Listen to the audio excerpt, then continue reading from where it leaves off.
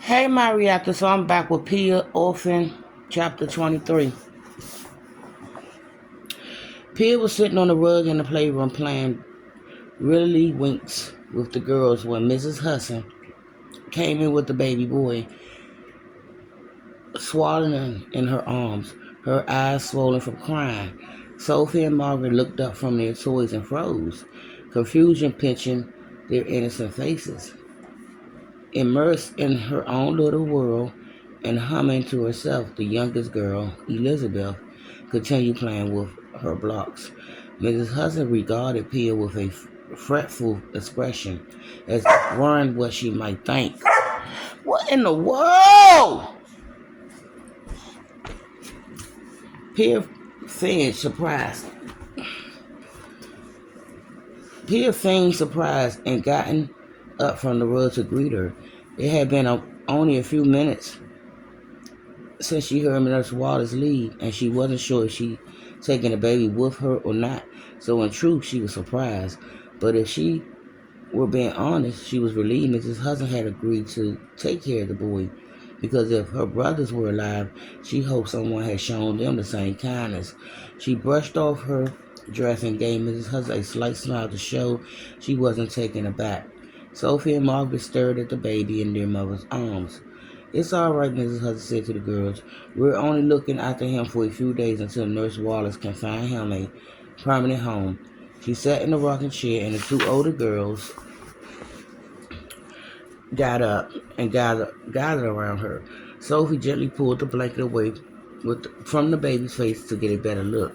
"Where did he come from?" Margaret said, suddenly sounding older than her 4 years. "His mother is very sick," Mrs. Hudson said, "and we can't find his daddy. So Nurse Waters brought him here because he doesn't have a home." "Oh, Mommy," Margaret said in a high, desperate voice, sounding like a little girl again. "That makes me want to cry." "I know, sweetheart," Mrs. Hudson said. "It makes me want to cry again." Wondering what all the fuss was about, Elizabeth pushed herself up on her feet, toddled over, and peeked over the arms of the rocking chair. When she saw the baby, she grinned, reached out with one arm, and plopped her chubby palms on his head as if patting a ball. "Careful," Mrs. Hudson said, protecting the baby head with a trembling hand. Elizabeth laughed and said, "Ew." Mrs. Hudson's eyes filled.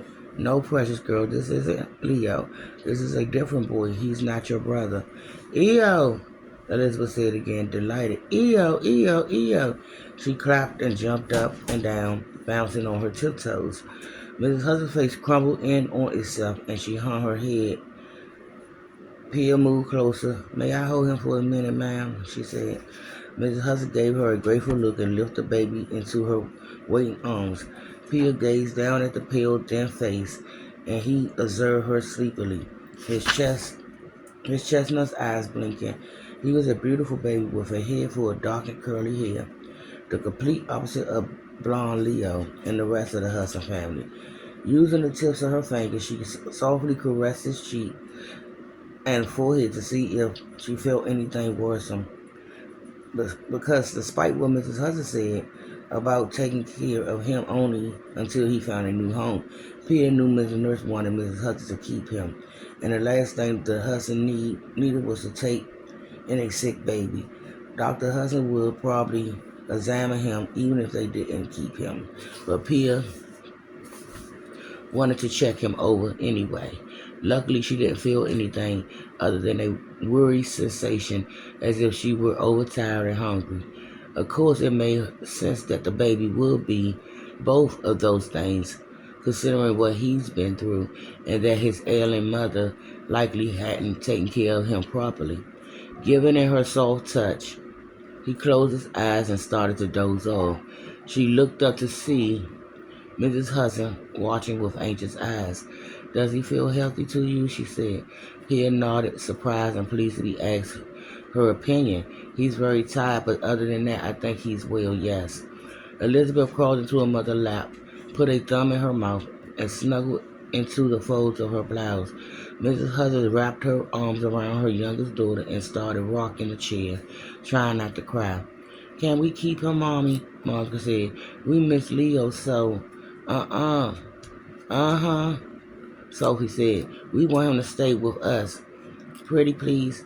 Mrs. Hudson closed her eyes, her features twisting in agony, and buried her face in Elizabeth's golden hair. Come along now, girls, Pia said.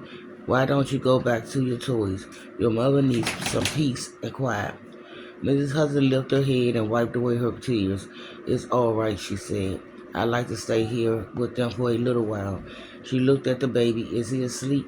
Pia nodded. Would you mind putting him down for a nap? Of course not, Pia said. I'll be happy to. She turned towards the door, then stopped. Where would you like me to put him, ma'am? Mrs. Hudson pressed her lips together for a second, then said, in the nursery, I suppose. Are you sure? Pia said. I could put him in my room or, no, it's fine, really. Pia watched her for another moment to make sure she wasn't going to change her mind. Mrs. Hudson nodded once to let her know it was all right. Yes, ma'am, Pia said, and went to put the baby in the nursery. When she came back into the playroom a few minutes later, Mrs. Hudson was on the floor playing dolls with the girls. Is there anything you'd like me to do for you, ma'am? Play with us, Margaret said. I can't think of anything at the moment, Pia, Mrs. Hudson said. Thank you, just come and sit with us. Pia went over and knelt between the girls. Mrs. Hudson was helping Margaret dress a doll with brown ringlets and painted on shoes, but a lost, faraway look dulled her eyes. Clearly her mind was elsewhere. You'll be this one, Sophie said, giving Pia a doll in a ruffled dress. Pia took the doll, ran her fingers through its snarled hair, and eyed Miss Hudson. Are you feeling all right, ma'am?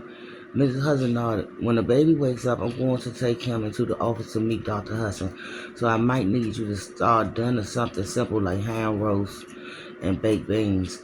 I'm not up to cooking an elaborate meal this evening. Of course, ma'am, Pia said.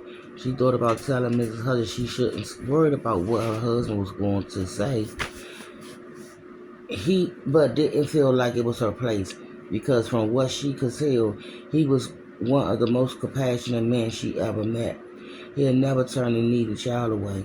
She often thought that if and when she ever felt brave enough to tell the husband about her brothers, she might tell him first. Plus, he worshipped the ground Mrs. Hudson walked on. If there was one thing Nurse Wallace was right about, it was that Dr. Hudson would agree to anything if it helped make his wife whole again.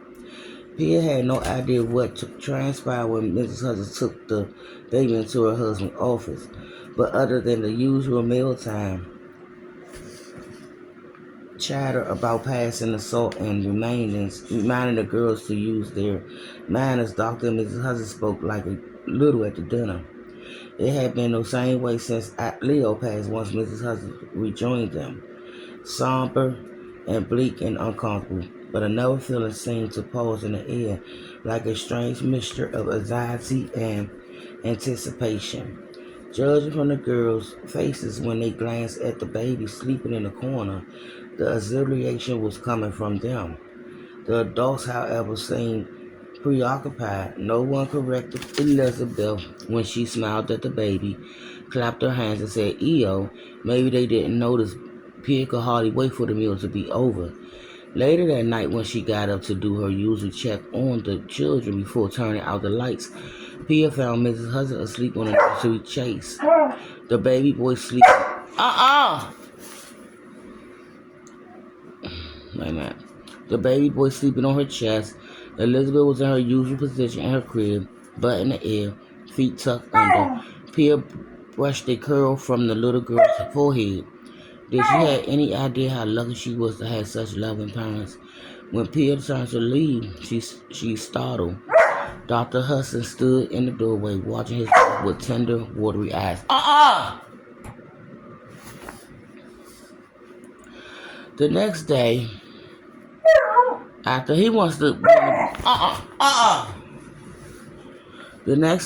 Nurse Wallace's normal visit time came and went, Pia brought Elizabeth down the nursery and found Mrs. Hudson looking out the parlor window with a furrowed brow, the drape pulled to one side, sitting on the floor.